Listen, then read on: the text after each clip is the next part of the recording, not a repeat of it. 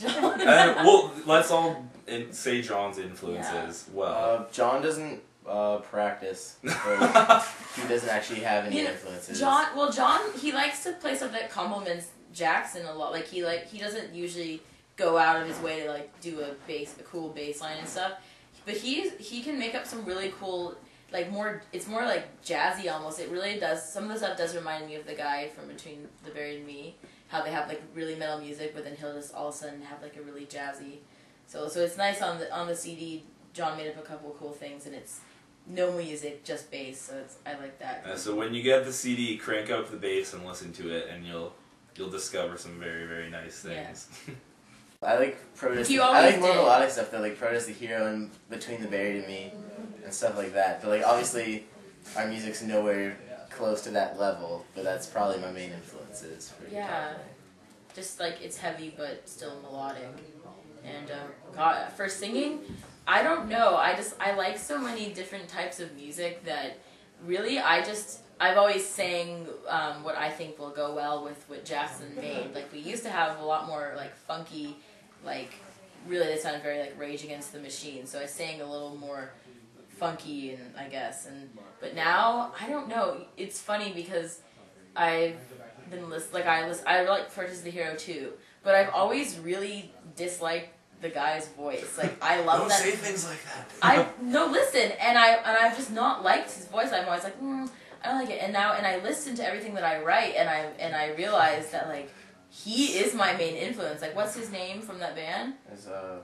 Now I don't know, but I respect that guy so much. Like I've copied so much stuff from him. Yeah. I realize if you listen to like any of their 2 new CDs, like literally I stole so much stuff from that guy. Yeah, so it really like I always used to be like I don't really love this band. Now I've almost everything that I sing I've like stolen from their band.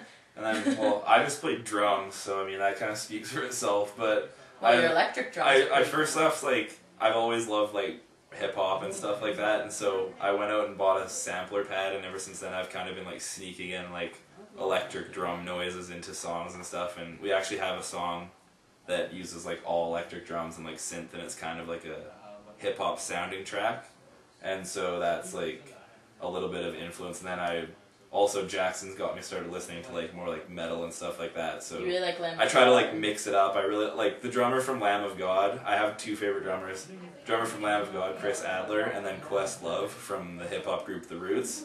And so I mean I like to think that if I was awesome, I'd say I was like a mix between those 2. But since like I'm just like a really bad version of those 2 put together, so I'm like 1/10 as good as each of them, and then just like put that together. So I'm like, yeah, like they're retarded. I'm like the retarded love child. So of those Chris guys. Chris Adler and Questlove are Lee's favorite drummers, right? Oh, and Lee? Good story. I want to tell this. Okay, you tell it. Okay, so like last month we got a message from one of our friends on Facebook, and well, not a message, but her status was who wants to go see Lamb of God with me in Vancouver. So I just sent her a message, and she called me up within like 5 minutes, and we're like, it's tomorrow. If you can get off work, do you want to go?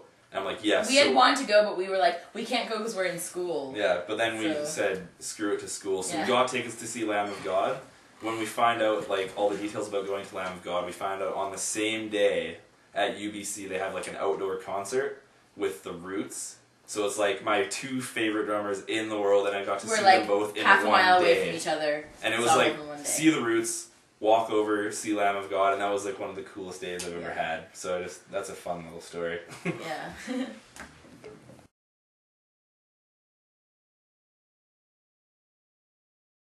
One of the things that we really like needed to record this like so fast, one of the biggest things for me was I just feel like our music on MySpace right now, which we keep up because we want to get plays, it just like doesn't represent our band at all. And I every day people are adding us as friends, musicians and bands, and I want them to hear like what we're really about and what our music is really like, because I think that people are really gonna like it. I want everyone to hear it. So having the CD release, I want people to finally come to this thing and have a great time and be like, hey, I really like these songs, and they're really different from what they used to be.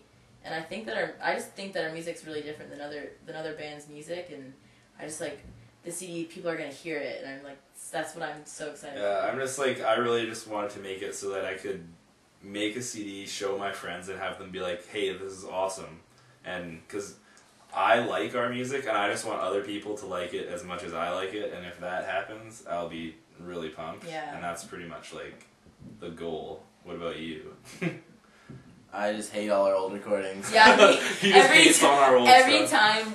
every time, like we'll have a show, and I'll be like, hey, want to play this song? He's just like, no. I don't like the songs anymore. It's weird. We like don't like our old songs. He's the musical genius who grows out of all his old stuff. No, it's like I write all the stuff. For the record, like every song, every riff, except for the one new song on our CD that I just decided to name Trial and Fire, the rap song.